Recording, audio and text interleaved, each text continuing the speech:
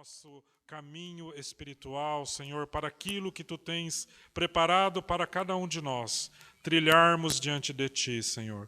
Por favor, que cada um de nós possamos ter o coração iluminado pela Tua palavra, Senhor, e que o nosso conhecimento também se abra, a nossa mente, para que possamos absorver de Ti, para que possamos receber uma palavra do Senhor, para que possamos ter uma palavra de orientação, uma palavra de ensino, para que possamos ter conselho e sabedoria em nossa vida, para que possamos também compartilhar com outros, para que possamos ser cada vez mais fortes e mais aptos a vencermos o mal.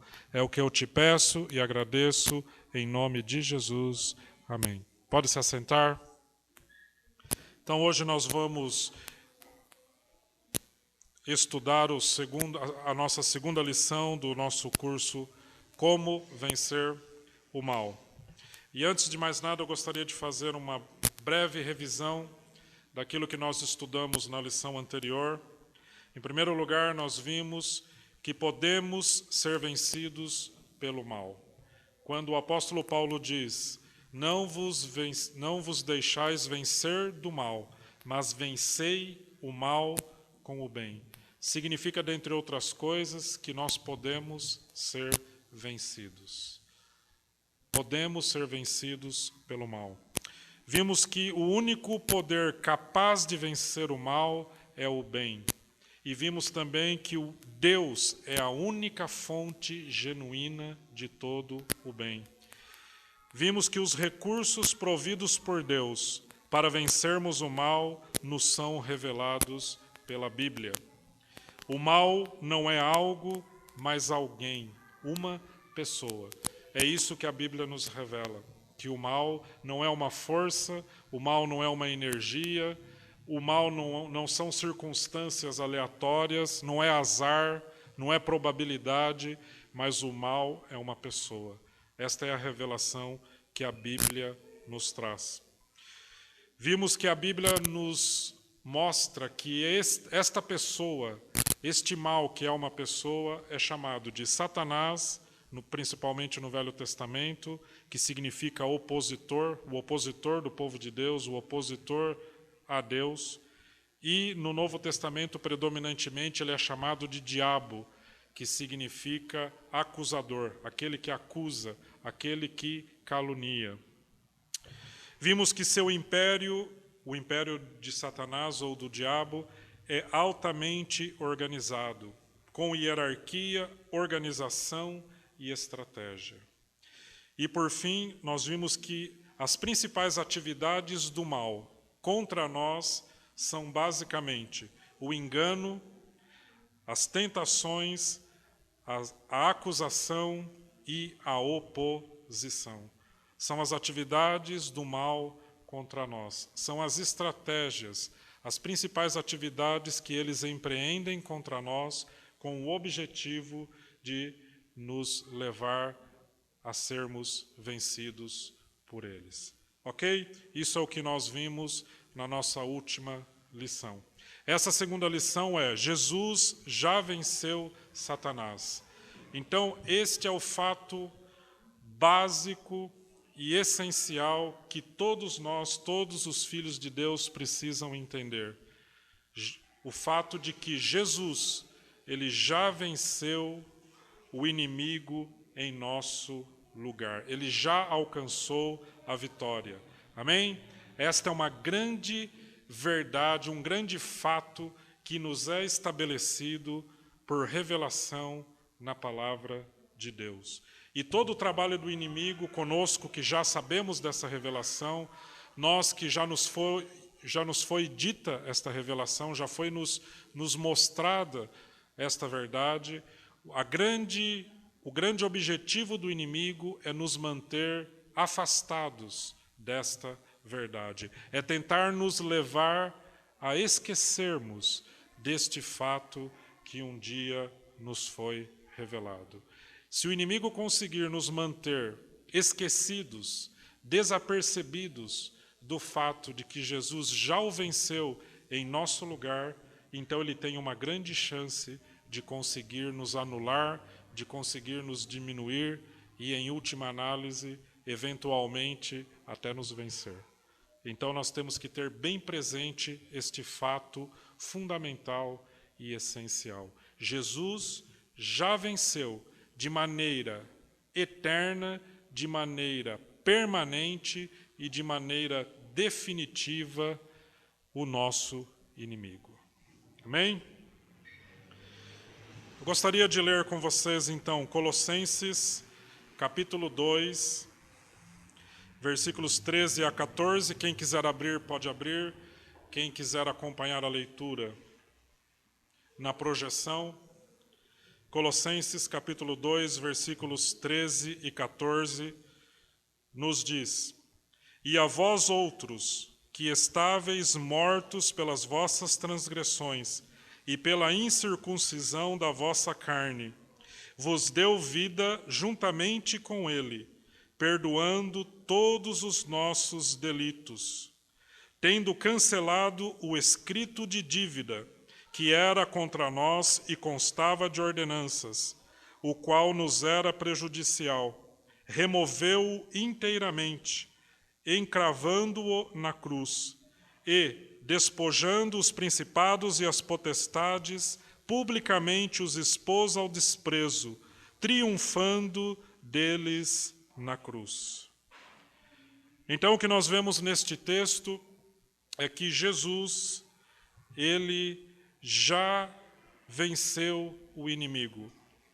Ele diz aqui que ele nos deu vida juntamente com ele, perdoando todos os nossos delitos, uma primeira coisa que ele fez, e tendo cancelado o escrito de dívida que era contra nós e constava de ordenanças, o qual nos era prejudicial, removeu-o inteiramente, encravando-o na cruz.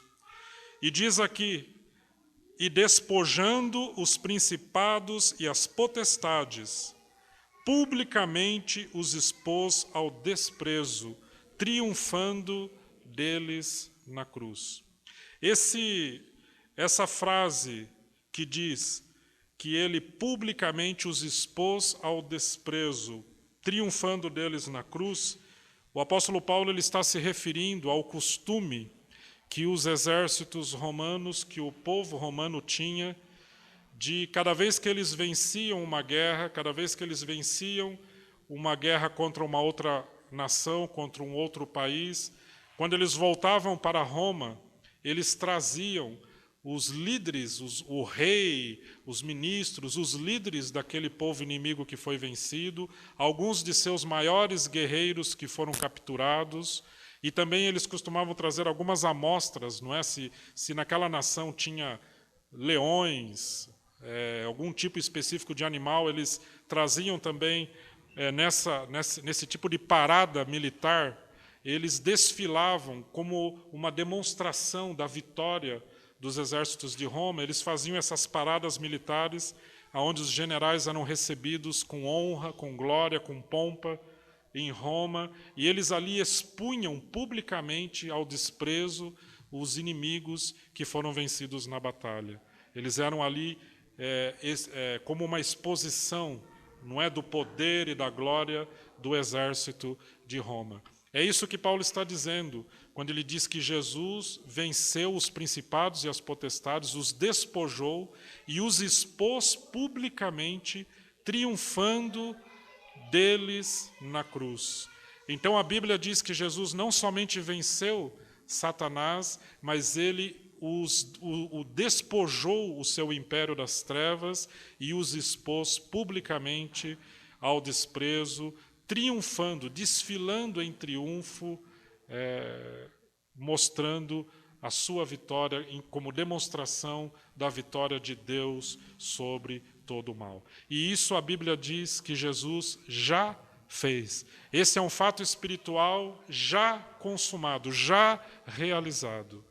Então, despojando os principados e as potestades, aquelas mesmas autoridades que nós vimos na lição passada, que são as autoridades que estão estabelecidas no reino do mal, no império das trevas.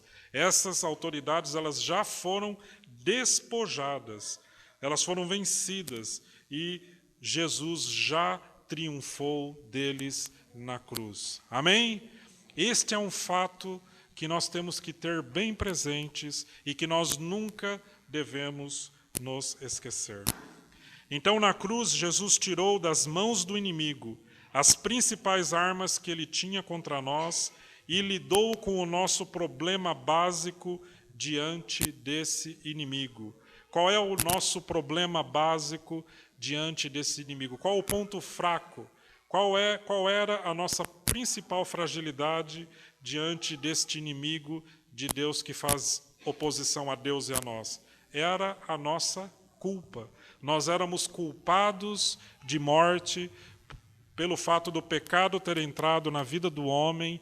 O inimigo, ele nos tinha escravizados, ele nos tinha sobre o seu controle, sob o seu domínio, porque nós éramos culpados e réus de morte. Então, Jesus, com a sua obra na cruz, ele lidou com o problema da nossa culpa.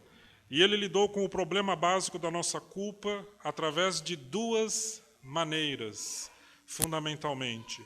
Primeiro, ele proveu perdão para todos os nossos pecados. Amém? Quando Jesus morreu na cruz, ele, através do seu sangue, ele, através da sua obra, devido ao fato dele ser santo, dele não ter pecado e não merecer a morte, então, através do seu sacrifício no nosso lugar, ele proveu para todos nós, para todos aqueles que creem, perdão.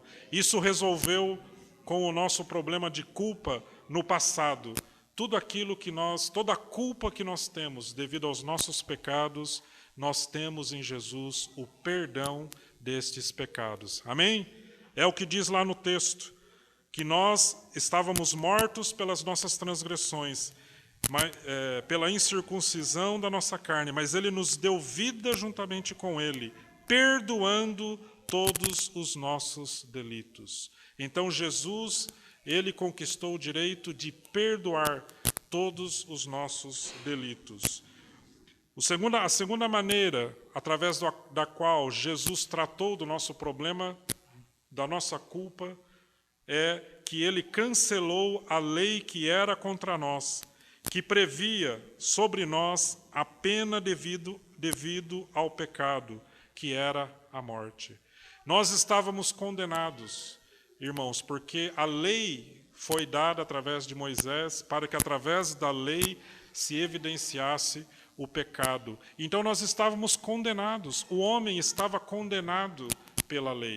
Ele não conseguia se santificar com as suas próprias forças, com seu esforço humano, ele não conseguia cumprir a lei, e o apóstolo Paulo disse que se nós transgredirmos um requisito da lei, então a pena pela nossa transgressão é a morte.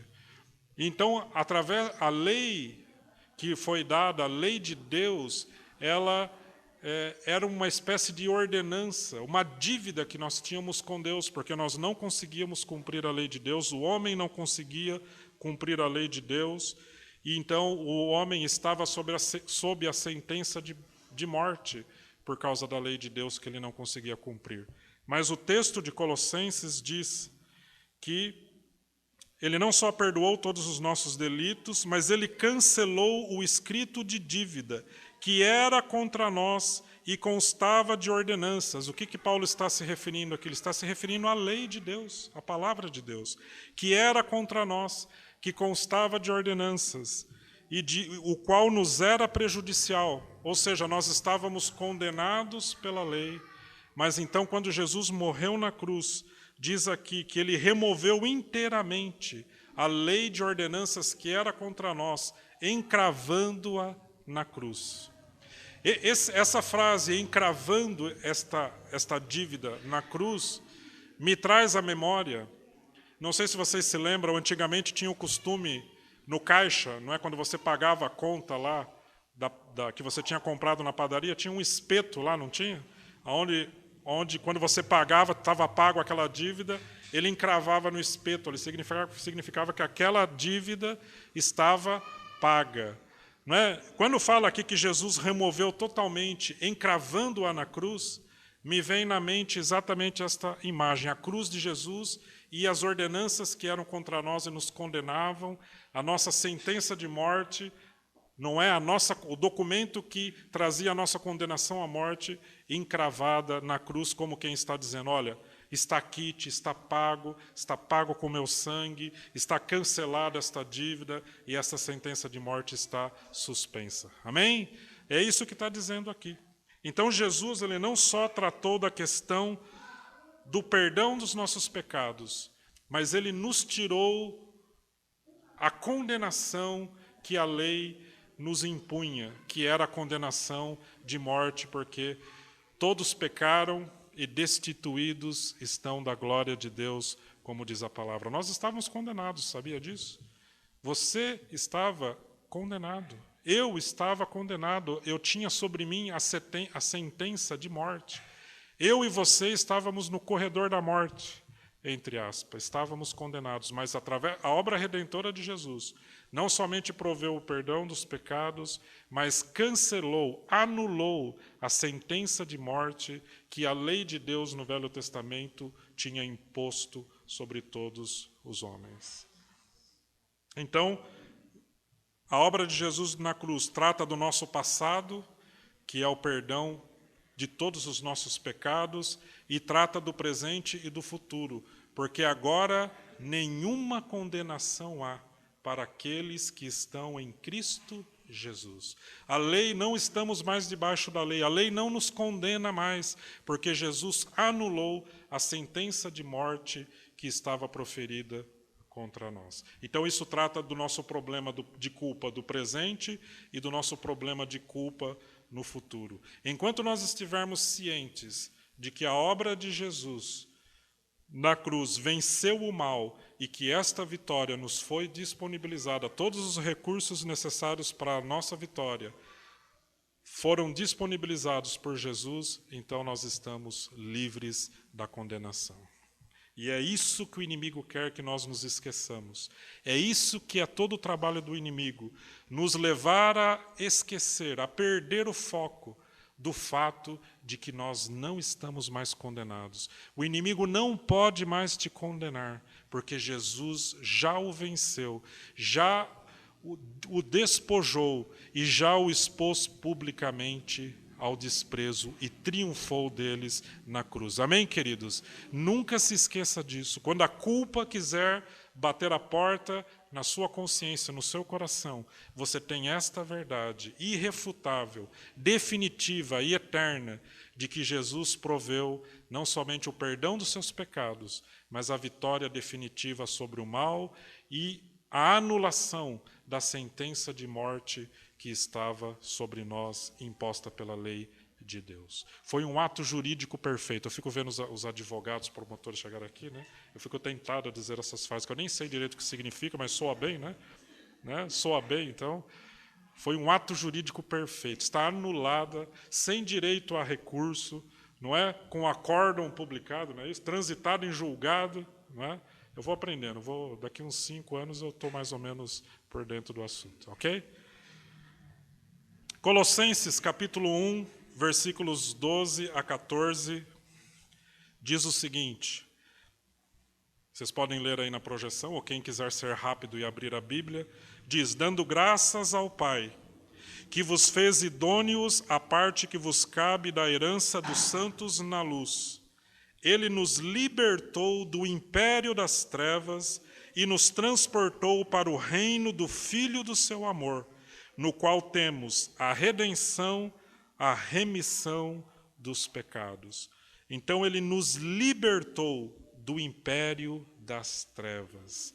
A primeira coisa que eu quero destacar aqui é que a palavra de Deus reconhece que existe um império das trevas. E um império, ele tem poder, ele tem pessoas subjugadas, ele tem domínio sobre áreas, sobre pessoas, é um império.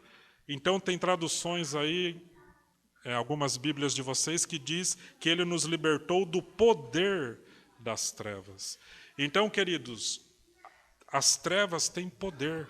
Existe um império das trevas que exerce autoridade, que tem poder, mas aqui a palavra de Deus diz que Jesus nos libertou do império das trevas. Então aqui basicamente nós temos duas palavras-chave nesse versículo. A palavra redenção e a palavra remissão. Diga redenção e remissão. São duas palavras-chave, são duas coisas que Jesus proveu para cada um de nós. Ele nos proveu a redenção e ele nos proveu a remissão. São dois aspectos diferentes, providos pela obra de Jesus e que nós temos que entender e nós vamos ver cada um deles.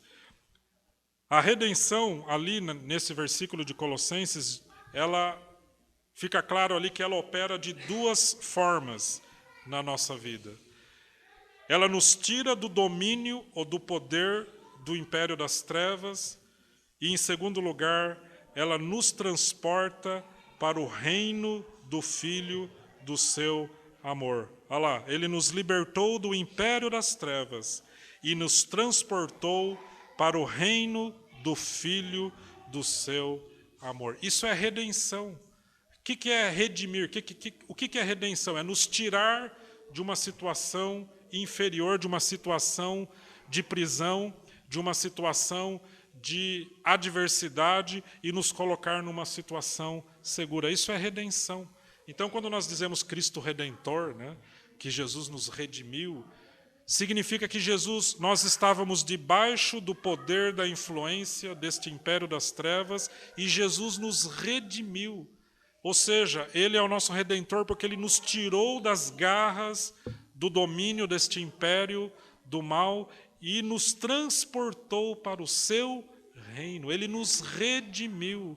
Ele é o nosso Redentor porque Ele nos tirou da escravidão ao qual estávamos subjugados no império das trevas e nos transportou para o reino do Filho do seu amor. É um reino de amor, é o reino de Deus, é o reino do qual Jesus foi coroado rei. Então isto aconteceu na sua vida.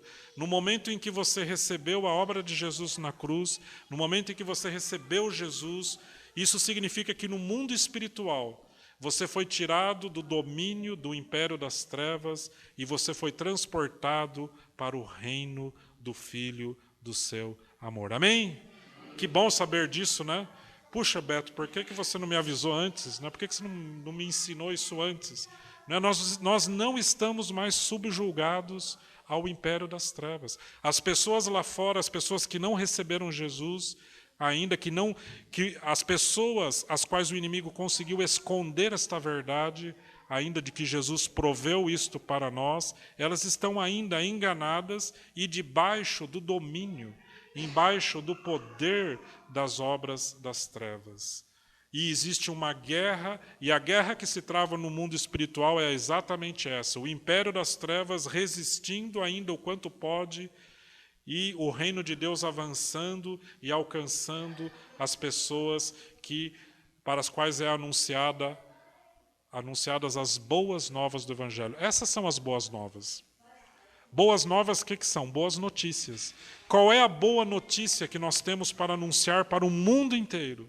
É a notícia de que o império das trevas já foi vencido e que Jesus já os derrotou, já os despojou, já os expôs ao desprezo, já triunfou deles na cruz e já proveu a nós todos os recursos necessários para que estejamos no seu reino e libertos de toda obra e de todo o poder das trevas. Amém?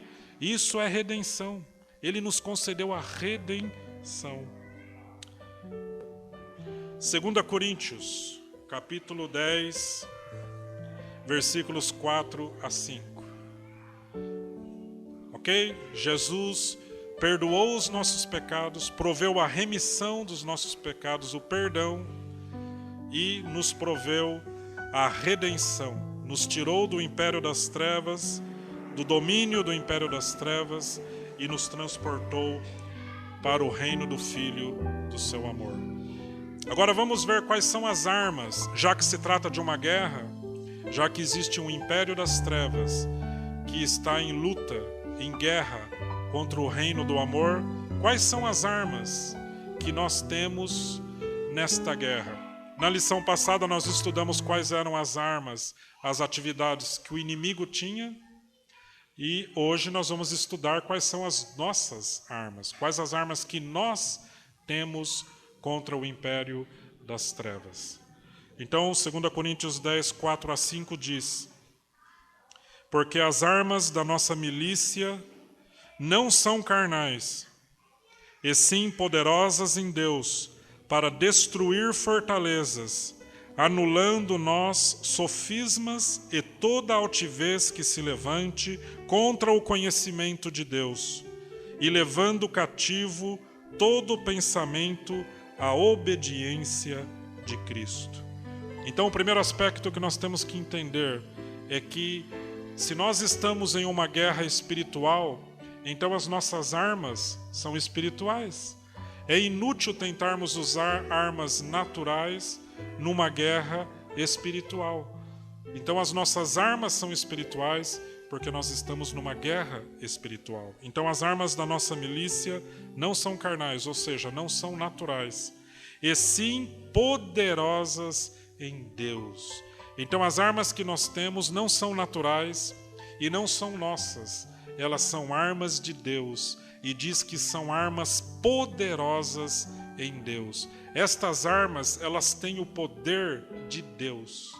Então são boas armas, são armas de poder infinito, porque são armas poderosas em Deus. Não é a minha força, não é a sua força, não é a força de nenhum homem, não é a força de uma organização, não é o poder de uma instituição, mas é o poder de Deus que está em cada uma destas armas. São armas poderosas em Deus, para destruir fortalezas, anulando nós sofismas e toda altivez que se levanta contra o conhecimento de Deus. Então essas armas são poderosas em Deus e elas destroem fortalezas. O que são fortalezas, queridos? São posições fortemente defendidas, de difícil derrubada. Mas estas armas que Deus nos deu, elas são poderosas o suficiente para destruir qualquer fortaleza do império das trevas. Amém? Essa fortaleza pode ser um relacionamento desfeito, essa fortaleza pode ser um vício, essa fortaleza pode ser uma situação que naturalmente não tem solução, essa fortaleza pode ser uma enfermidade, um câncer, pode ser um diagnóstico positivo de AIDS, pode ser qualquer coisa que é muito difícil ou quase impossível ou naturalmente impossível de ser derrotada. Mas estas armas que temos em Deus, diz as Escrituras, elas são poderosas para destruir fortalezas.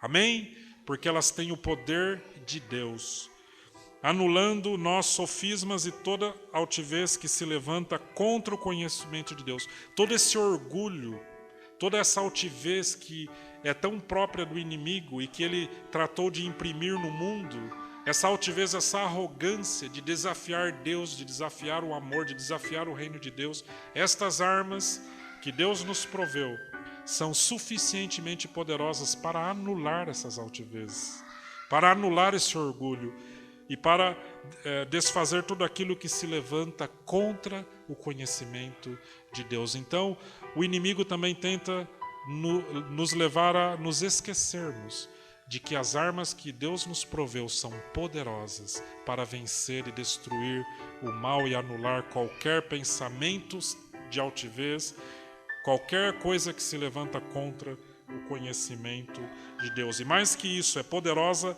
para levar cativo todo pensamento à obediência de Cristo. Então as armas são poderosas. As armas que Deus nos proveu são poderosas. Então Deus nos proveu armas espirituais porque estamos engajados em uma guerra espiritual. Não adianta tentarmos vencer esta luta com armas naturais, estratégias, conhecimento iniciativa humana. Essas armas são naturais, elas podem até serem elementos de ajuda se forem dirigidas por Deus. Mas não adianta termos boa estratégia, não adianta termos bom conhecimento humano, não adianta termos boas ideias, boa intenção até. O que nós precisamos é das armas que Deus nos proveu, através da sua palavra, através das Escrituras. Estas são as armas poderosas para destruir as obras do mal. Essas armas são poderosas em Deus, ou seja, trazem em si o poder de Deus. Agora vamos começar a analisar um pouco o que são essas armas espirituais poderosas em Deus. Apocalipse, capítulo 12, versículos 10 a 11. É aquele mesmo texto que nós lemos que fala do dragão e da serpente, que nós vimos na lição 1. Esse mesmo texto, em Apocalipse 12, versículos 10 a 11, diz o seguinte: Então ouvi grande voz do céu, proclamando: Agora veio a salvação, o poder, o reino do nosso Deus e a autoridade do seu Cristo, pois foi expulso o acusador de nossos irmãos, o mesmo que os acusa de dia e de noite, diante do trono do nosso Deus. Eles, pois, o venceram por causa do sangue do Cordeiro e por causa da palavra do testemunho que deram, e mesmo em face da morte, não amaram a própria vida. Então lá diz que eles, todavia, o venceram. Então aqui, eles significam nós, não é? Eles são os fiéis, são os cristãos, são os filhos de Deus. Eles o refere-se ao inimigo de Deus, refere-se a Satanás, o diabo e todo o mal. Então, e diz que eles o venceram.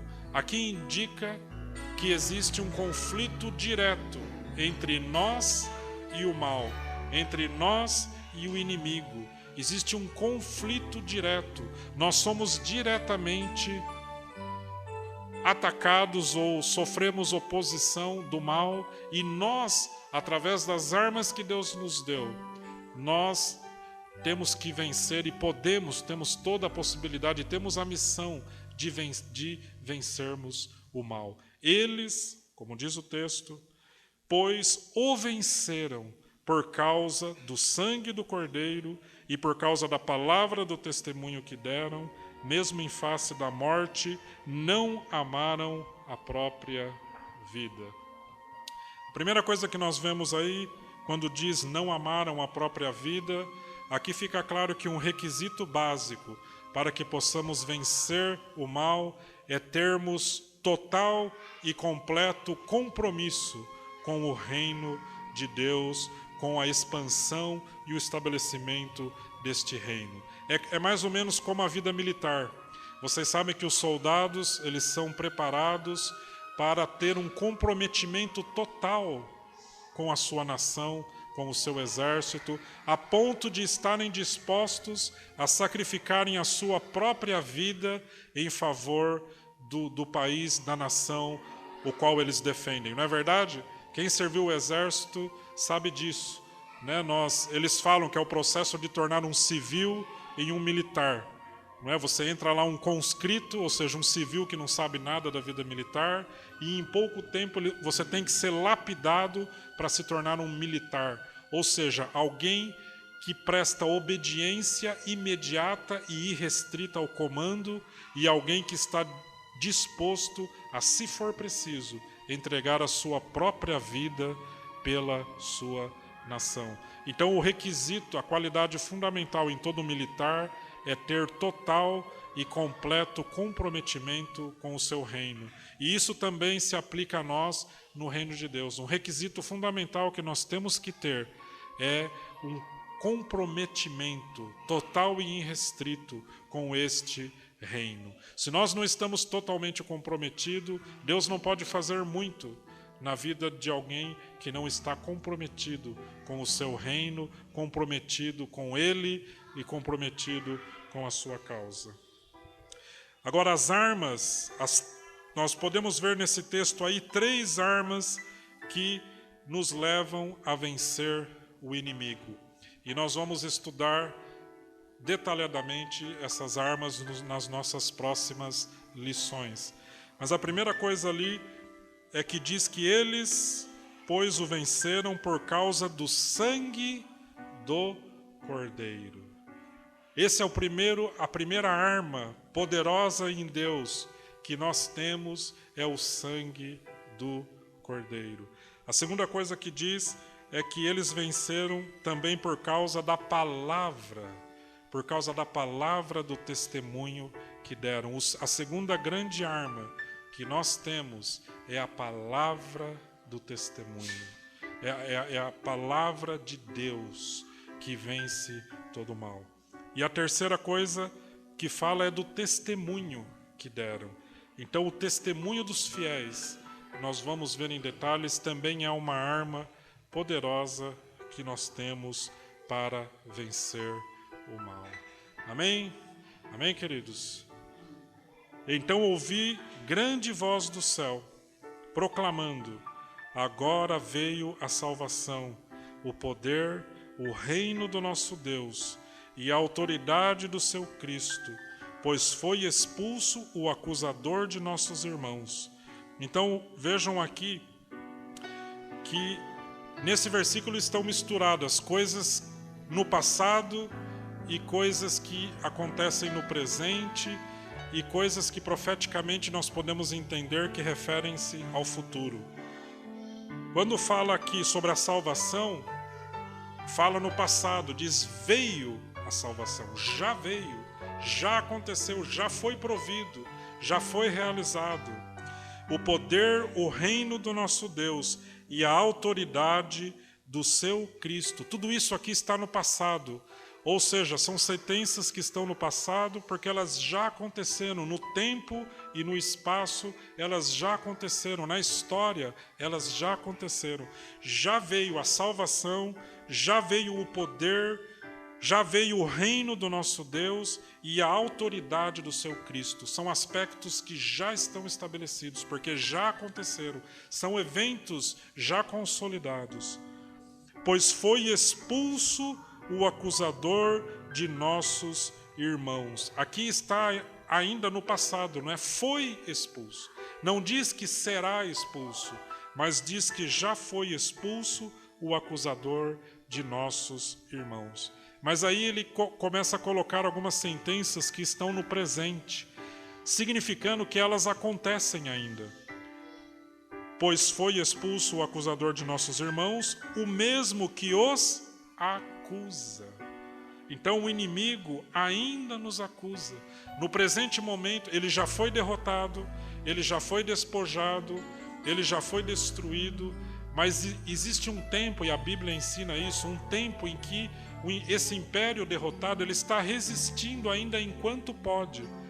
Ele já está derrotado, ele já está despojado, Jesus já venceu, a autoridade já é de Cristo, a autoridade do seu Cristo, como diz aqui, mas ele ainda está um tempo aqui em que ele está tentando levar o máximo, reter o máximo possível de pessoas e tentar mantê-las fora desta revelação de que Jesus já venceu. Então ele os acusa, ele acusa os irmãos dia e noite diante do nosso Deus. Então Satanás ele já está expulso, mas ele é mais ou menos que nem aqueles sem terras, né, que já tem a ordem judicial, não é? Que nem aconteceu aqui no Pinheirinho, né? Que o juiz já deu a sentença, eles têm que deixar, mas a reintegração de posse está em processo ainda. Né? Eles estão lá resistindo ainda, o inimigo ainda está resistindo, fazendo duas coisas, acusando, tentando desqualificar aqueles que já obtiveram a informação, a revelação de que ele já está derrotado e despojado, por isso que ele os acusa, e os acusa de dia e de noite. Por que de dia e de noite? Porque ele não tem muito tempo. Ele aproveita, 3 turnos, meu irmão. 24 horas por dia, 7 dias por semana, turno e revezamento. Não para. Toda hora tem o mal, tá tentando alcançar você e as pessoas 24 horas por dia. Nós dormimos, nós tiramos férias, nós ficamos sem orar um bocado de tempo, né? Ficamos sem ler a Bíblia, damos uma esfriada, mas as forças do mal, o império das trevas, eles estão trabalhando incessantemente, porque eles não têm muito tempo, eles já estão derrotados, mas eles estão nos acusando de dia e de noite. Mas como nós vimos, as acusações que ele nos faz, na verdade, são calúnias, porque nenhuma condenação há mais para aqueles que estão em Cristo Jesus. Amém? Ele te acusa, ele tenta te acusar. Olha, acho que você não entendeu, acho que não funcionou com você não, esse negócio de Jesus, esse negócio da palavra, isso é para os outros, isso é para os pastores, para os irmãos que são mais espirituais. Você não dá conta de ser de Jesus, não. Você não lê a Bíblia, você não ora, você responde para sua esposa, você não paga fica devendo às vezes, você faz coisa errada, tá vendo? Olha o que você fez, tá vendo? Eu estou falando, você é mal, você não presta não. Esse negócio foi para os outros, não é para você não é? Isso é acusação, isso é que o inimigo tenta fazer conosco o tempo todo. Ele nos acusa, ele acusa os irmãos de dia e de noite. Isso está no presente. E diz algo aí, começam algumas sentenças que parece que apontam para o futuro. Diz, eles, pois, o venceram, dá uma ideia de um presente contínuo, de uma coisa que está sendo dita no futuro, mas parece que se referir aos tempos de hoje, não é?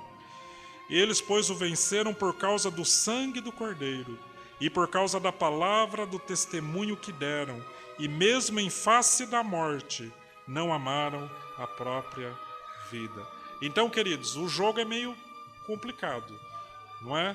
Você vai levar umas caneladas, você vai levar uns carrinhos por trás, mas a vitória já é tua, a vitória já é nossa. O inimigo ele vai tentar te desviar disso, mas a vitória já está disponível. Não porque você é espertalhão, não porque você é sábio, não porque você é o bambambam, mas porque Jesus já venceu o mal. Ele já venceu o inimigo e ele disponibilizou todos os recursos dos quais nós precisamos para vencermos. Nós temos que executar, nós estamos com a ordem judicial na nossa mão. O que nós temos que fazer agora é executarmos esta ordem judicial na nossa própria vida e na vida do máximo possível de pessoas, para libertarmos elas das trevas, para sermos usados por Deus para que elas tenham os olhos abertos, para elas entenderem que elas podem ser libertas do poder, da tirania, do império das trevas que as mantém escravizados. Eu fico imaginando a Lei Áurea, quando a princesa Isabel assinou. Deveria ser um trabalho gratificante, você ir lá onde estavam aqueles escravos, todos acorrentados, imagina, Eu não sei bem como é que foi isso na prática, talvez não tenha sido tão poético assim, talvez o processo tenha sido mais lento e doloroso do que possa parecer, mas era um momento mágico, não é? Alguém chegar lá, começar a tirar os escravos que estavam presos, dizer, olha, acabou, vocês estão livres, agora vocês são livres, pode sair. E agora, enquanto aqueles escravos não soubessem, enquanto alguém não chegasse e anunciasse a eles que eles tinham sido postos em liberdade, eles iam continuar escravos. E talvez, se ficou alguns escravos durante 10 ou 20 anos sem saber da Lei Áurea, talvez eles tenham ficado escravos um tempão, porque alguém não foi lá anunciar-lhes a lei de libertação. Isso é o que está acontecendo hoje. As pessoas do mundo que estão presas, elas só estão presas por 2 motivos.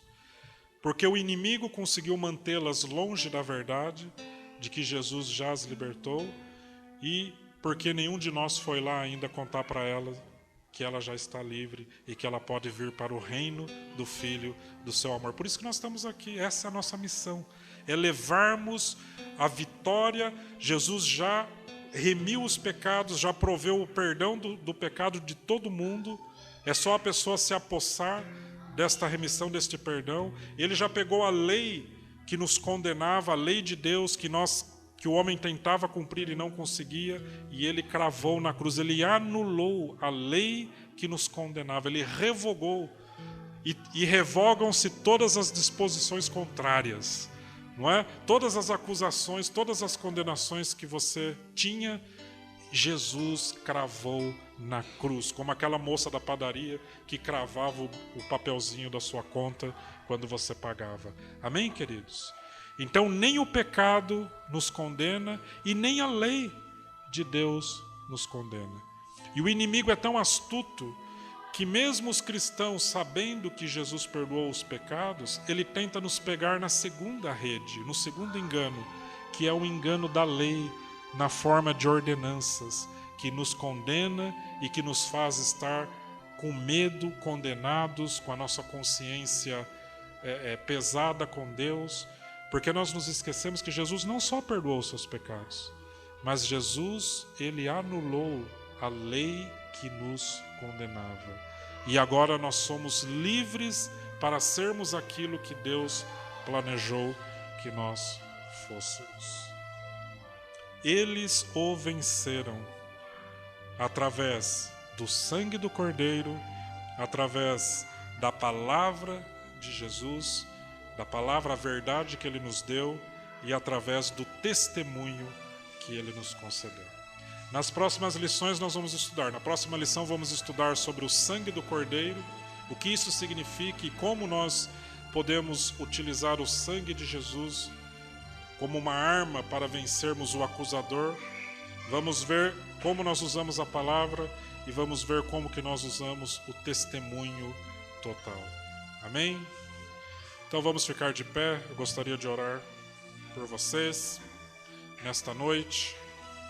Então nossas lições elas vão ser bem objetivas, não é? Bem condensadas. Eu não esqueci não, eu disse que vou mandar as apresentações para você e vou mandar. Tá? A semana foi um pouco conturbada, mas vocês vão receber a lição 1, vão receber a lição 2. Vamos providenciar essas lições de maneira impressa para aqueles que não têm internet, não têm computador. E eu quero, o grande objetivo nosso, o grande objetivo meu, o grande objetivo da liderança da igreja é equipá-los, é fortalecê-los, é torná-los aptos a vencer o mal na vida de vocês e ajudar as outras pessoas a vencer o mal através de Jesus, através da obra que Jesus nos proveu, através da revelação da palavra, porque Ele nos libertou do poder das trevas, do império das trevas, para o reino do Filho do seu amor. Seja bem-vindo, se você não sabia, você está no reino do Filho do seu amor. E é muito bom estarmos livres das garras, da tirania, do poder das trevas e estarmos no reino do Filho do seu amor. Então fecha os seus olhos. Senhor Deus, nós queremos te agradecer pela tua palavra, pela revelação da tua palavra em nossa vida, nos mostrando tudo aquilo que nos é por direito espiritualmente, que nos foi provido pela obra de Jesus na cruz, pela obra do nosso Redentor, aquele que nos livrou do império das trevas e nos trouxe para o seu reino de luz e de amor. Muito obrigado, Senhor, pela obra maravilhosa que o Senhor fez, que nós possamos nos relembrar, que nós possamos nunca nos esquecermos de que nós fomos perdoados e que nós não somos mais condenados, e que cada vez que erramos, como vamos ver na próxima lição, nós temos o sangue de Jesus que nos purifica de todo pecado e nos livra de todo juízo. Ó Deus, muito obrigado por esse reino de luz e de amor. Como é bom vivermos no amor, vivermos no perdão, vivermos debaixo da autoridade de um Deus bondoso, justo, que provê todas as coisas e nos ajuda a sermos fortes, a nos fortalecermos e a não permitirmos que o mal, com as suas artimanhas, com o engano, com as tentações, com a acusação, com a oposição, que Ele não nos impeça de alcançarmos tudo que Tu tens para nós, mas que nós sejamos vencedores, que nós sejamos como aqueles homens de Apocalipse 12, que venceram por causa do sangue do Cordeiro e por causa da palavra do testemunho que deram. Oh, que nós possamos ser parte desses vencedores, que nós sejamos parte da resposta e não parte do problema, Senhor, que nós sejamos parte da vitória e não parte da derrota, que nós tenhamos vitória na nossa vida pessoal, que nós tenhamos vitória na nossa família, que nós tenhamos vitória na igreja e que nós sejamos veículos para expandirmos esse reino de luz e de amor do Filho para o máximo possível de pessoas que estão presas nas trevas, no império das trevas, debaixo do engano, debaixo das tentações e das paixões da vida, debaixo das acusações, pessoas que chegam até mesmo ao suicídio por causa das acusações, por causa do sentimento de fracasso em suas vidas. Que nós possamos levar a luz do Teu reino e iluminar esses corações que estão sofrendo e que precisam tanto do Teu perdão, da Tua remissão e da Tua redenção na vida deles. Em nome de Jesus, que nós sejamos soldados deste reino, que sejamos súditos desse rei, que não impõe como o império das trevas, mas que oferece gratuitamente a vida eterna, a vida com abundância, a vida de vitória sobre o pecado, vitória sobre o mal, vitória sobre a miséria, vitória sobre o sofrimento, vitória sobre a morte em última análise, porque nós vamos ter a vida eterna, Senhor, em nome de Jesus. Que nós sejamos luzes que brilham em lugar escuro, ó Pai, que sejamos como astros que brilham no universo, que sejamos como uma lua cheia que reflete a Tua glória e que lança a luz da Tua palavra e da Tua revelação para todos aqueles que estão acorrentados, presos, porque não sabem que a ordem de soltura, a ordem de libertação já foi emitida na cruz e que precisa ser anunciada em cada lugar, em cada bar desta cidade, em cada ponto de drogas, em cada ponto de prostituição, em cada lugar onde há corrupção, onde há maldade, onde há opressão e miséria, que nós possamos experimentar este reino, que este reino aumente em nosso coração e que nós possamos levá-lo ao máximo de pessoas e lugares possível, em nome de Jesus, em nome de Jesus. Amém? Muito obrigado. Deus abençoe.